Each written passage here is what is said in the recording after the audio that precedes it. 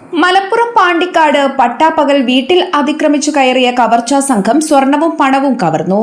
പർദ്ദയും മുഖംമൂടിയും ധരിച്ചെത്തിയ അഞ്ചംഗ സംഘം വീട്ടുകാരെ കത്തി കാണിച്ച് ഭീഷണിപ്പെടുത്തിയാണ് കവർച്ച നടത്തിയത്.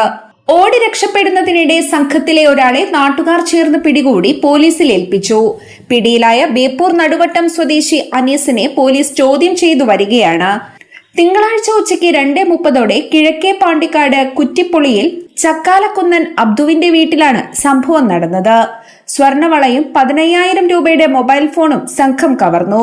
ഇന്നോവ കാറിലെത്തിയ സംഘം വീടിന്റെ മതിൽ ചാടിക്കടന്ന് അടുക്കള വാതിലിലൂടെയാണ് അകത്തെത്തിയത്. ഈ സമയം അബ്ദുവിന്റെ ഭാര്യ, 2 പെൺമക്കൾ, ഇവരുടെ കുട്ടികൾ തുടങ്ങിയവർ വീട്ടിലുണ്ടായിരുന്നു. ശബ്ദമുണ്ടാക്കി ബഹളം വെച്ചാൽ കൊന്നുകളയുമെന്ന് കവർച്ചാ സംഘം ഭീഷണിപ്പെടുത്തിയതായി വീട്ടുകാർ പറയുന്നു. ഈ സമയം ഒരു കുട്ടി വീടിന് പുറത്തേക്ക് ഓടുകയും നാട്ടുകാരെ വിവരം അറിയിക്കുകയും ചെയ്തു. ഇതോടെ രക്ഷപ്പെടാൻ ശ്രമിച്ച സംഘത്തിലെ ഒരാളെ നാട്ടുകാർ ചേർന്ന് പിടികൂടി പോലീസിൽ ഏൽപ്പിക്കുകയായിരുന്നു. മറ്റു 4 പേരും കാറിൽ കയറി രക്ഷപ്പെട്ടു. പിടിവലിക്കിടെ പരിക്കേറ്റ വീട്ടുകാർ പാണ്ടിക്കാട് സ്വകാര്യ ആശുപത്രിയിൽ ചികിത്സ തേടി.